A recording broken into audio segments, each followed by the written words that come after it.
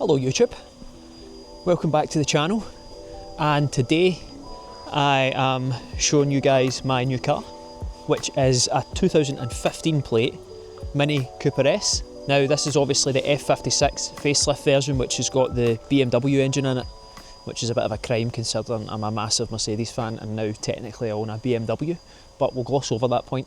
I absolutely love hot hatches. I've always owned them. I've had a Citroen C2 VTS, which I modified heavily. I've also had a Cupra 280. I've had a Duke Nismo, which is a fucking horrible car. It was pretty cool. I had the Recaro bucket seats, 360 camera and stuff. And personally, I liked the way it looked. I know people think it looks like a fucking melted welly, but I really liked it. But to drive, it was terrible. Had it for 3 months and sold it. And then most recently I had a Stage 3 Fiesta ST with an S270 turbo, which was running 310 brake horsepower, which was an absolute pocket rocket. So I sold that about a year ago. I always love having hot hatches. It's probably my favourite platform, if I'm being honest, especially front wheel drive with a manual gearbox. And basically I had wanted to get another one. So I'd never had or owned a Mini before. I love the way they look and always fancied one. So I managed to get this one for an absolute bargain.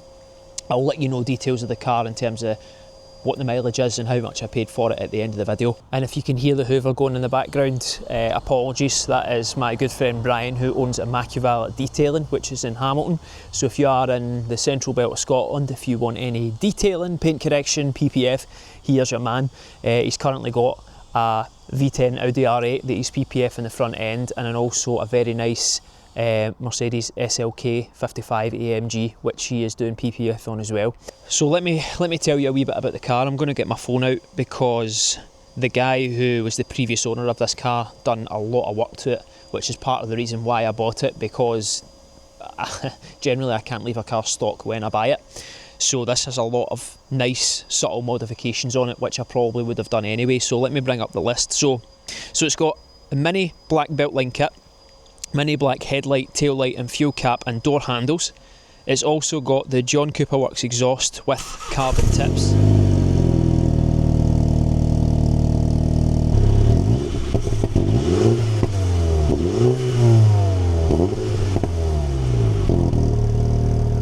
This year also had the John Cooper Works Pro coilovers fitted from Mini, and I think they're made by KW, so well-established brand, and to be fair, the car handles phenomenally. It's also got a strut brace under the bonnet just to firm things up as well.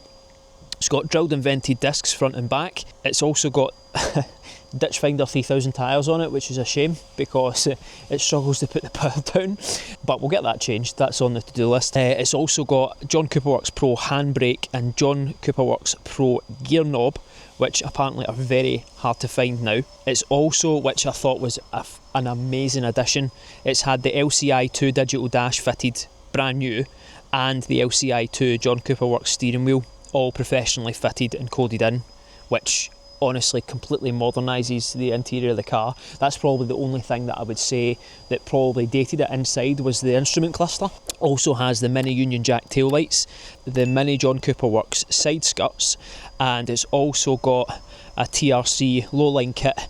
It's had the crash bars wrapped red, which is pretty cool, a bigger scoop on the front, and a few John Cooper Works interior touches on the inside as well, which is pretty cool. From factory, it's a really high spec car, so it has the chili pack, which has got heated seats. It's got the bigger XL sat nav. It's got the pan roof, which is something I really wanted, which was really hard to find actually when I was looking for one online. Plans for the car, I want to turn it into a kind of track spec build. So ideally, I'm going to get the car stage 2 tuned, because engine wise at the moment it's completely bone stock. Nothing has been done to the engine. I want to get different wheels, maybe a set of Team Dynamics or something. I do need to change the tyres because they are awful and I value my life, so I'll need to get them changed. I want to get a half cage, hopefully a set of bucket seats and harnesses, and I don't like the colour. So I've got a wrap company on board who's going to be sending me a wrap for this, which is a very cool colour, which I'm going to be documenting the full build of this car on the channel. So if you are new here, please hit like and hit subscribe if you want to see what I'm going to do with the build, because I'm going to turn it into an absolute beast. So yeah, that's the plans. Drivability wise, the only thing that I would say is it is quick, but it does feel slightly underpowered. It just needs a bit more power. Exhaust note as well, even though it's got the John Cooper Works exhaust, it does pop from factory, which is pretty cool, but it's just a bit quiet, so I don't know what I can do to make it sound better. Potentially remove a resonator if it's got one, I'm not sure. Or if you guys have got an F56 Mini Cooper S, let me know what I can do to make it sound a bit better. That would be awesome. So what did I pay for the car? I actually got this car down in Birmingham from Facebook Marketplace, of all places, believe it or not. Now, if you're from the UK, you'll know that there's a bit of preconception that you shouldn't buy a car from Birmingham. Probably because, I don't know, people seem to think they're all lemons and rust buckets and, I don't know, will fall apart. But I've done a lot of due diligence with this one, done car vertical checks. The guy gave me an address. I even done Google Street View to make sure that the car was parked outside his house, which it was. And to be fair, the guy who sold me the car was a really, really nice older gentleman who was clearly a Mini enthusiast. So it gave me a lot of confidence. And also price-wise, when I was looking for a Cooper S for the same year mileage spec, they were upwards of £10,500.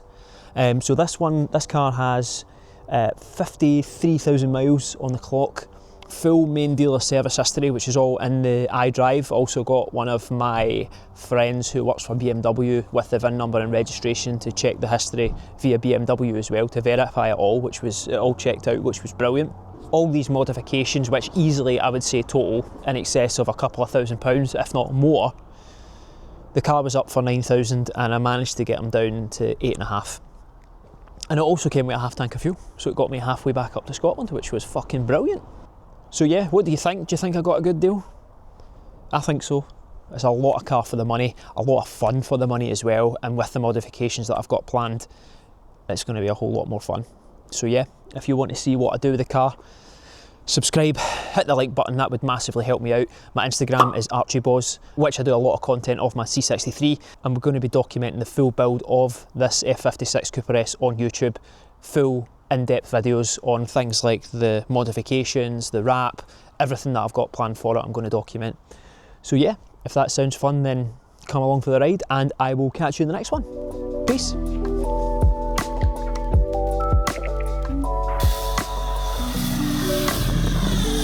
Ah, you fucking rat!